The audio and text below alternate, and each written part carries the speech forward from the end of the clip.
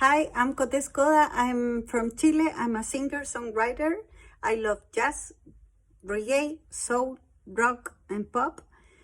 And these are my 3 demo songs. I hope you like it. LHMPR Radio Podcast Show. Don't forget to visit LHMPR Radio Podcast newsletter blog to hear her music. Also stay tuned to hear a message from our host and podcast producer.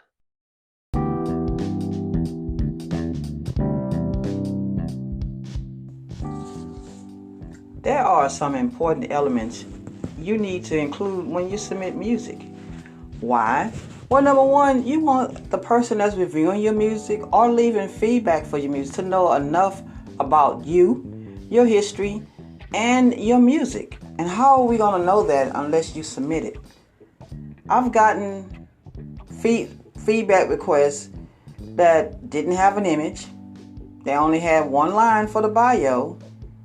And basically, it's just like, okay, I'm just going to throw it together. You review it. If you don't, you don't. You cannot have that kind of attitude in the music business, and you want people to support you.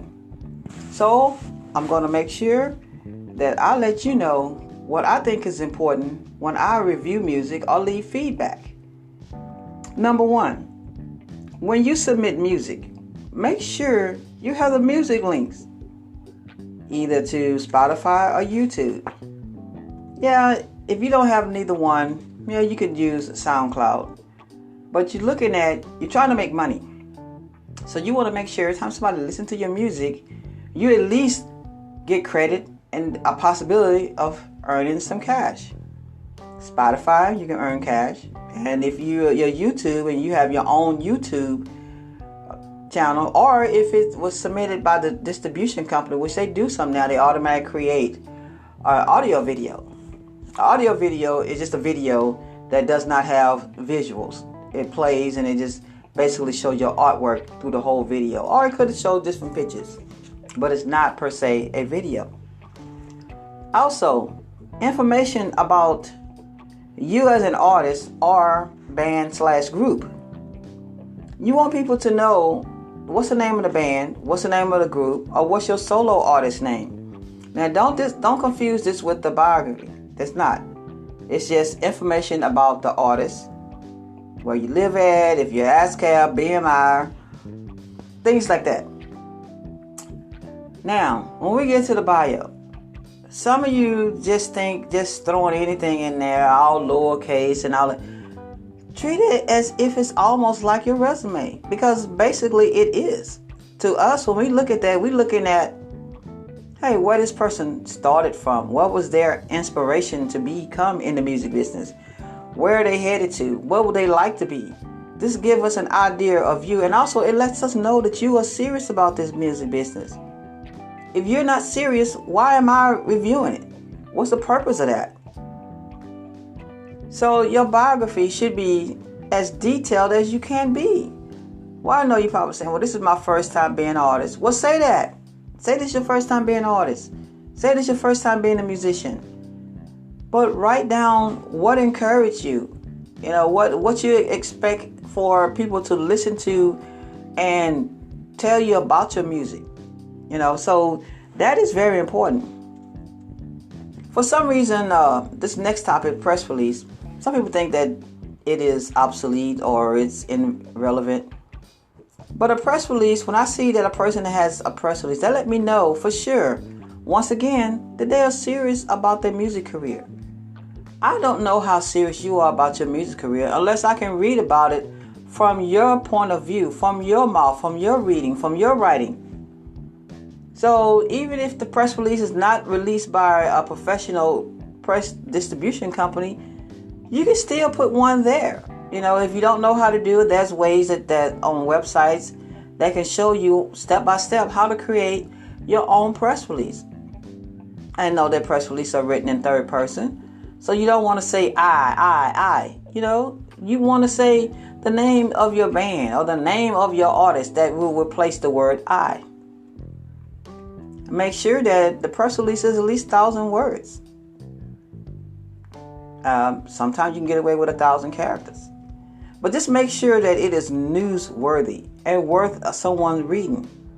Now, for me, you don't have to have a press release if you're sending in your music, but I do expect a bio, music links, and, of course, images. Just going on the website and accepting the default image that the website always have there does nothing for you, nothing for your project.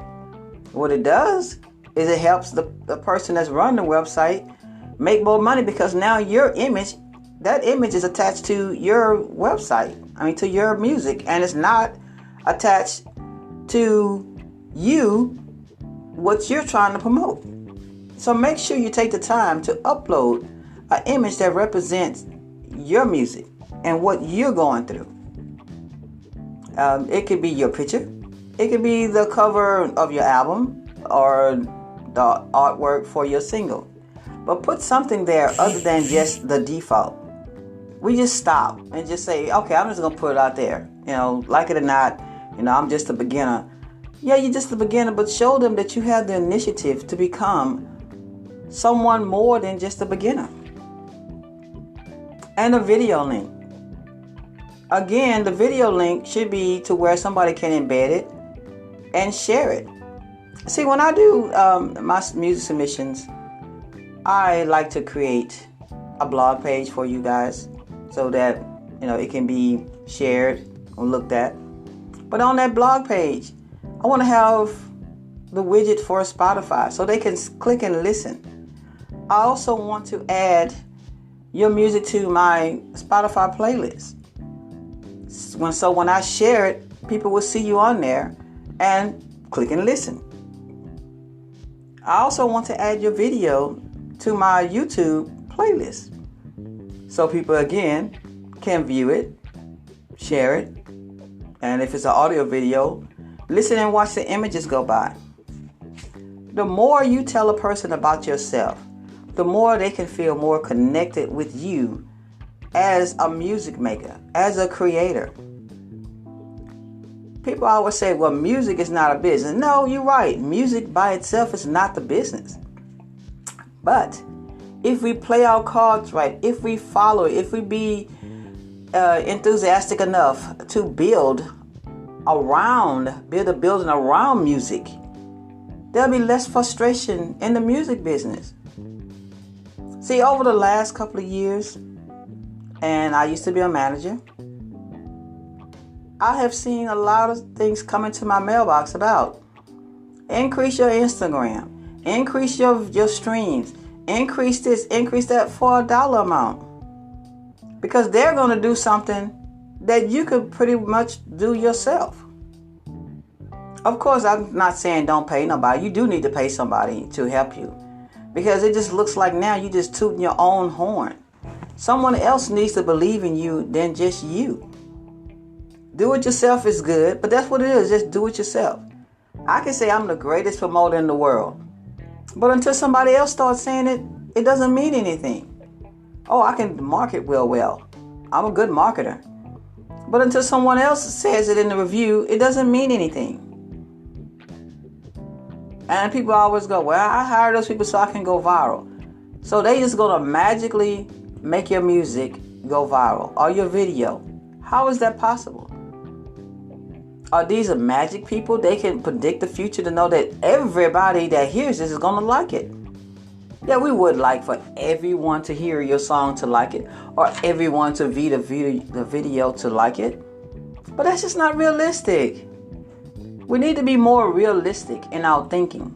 We need to be more realistic in developing our business. When you create a profile on a website that's going to give feedback or that is going to review your music, they need to know first, who are you? What are you trying to tell me through your music? What is it that I should get out of listening to your music and reading about you? I need to learn more about you from you. And if we can stop trying to tell people, oh, well, I was going to do this and I was going to do that, but I think people started hating on me. People started hating on me. Not really. They're not hating on you. But what's happening is that you're not promoting you. You need to promote you. Sometimes we think about we shouldn't spend money to get to the next level. Somebody should work with you for free. Someone should work with you and not decide to charge you a fee. So when you start making money, then you start thinking, hey, should I have paid that person to help me?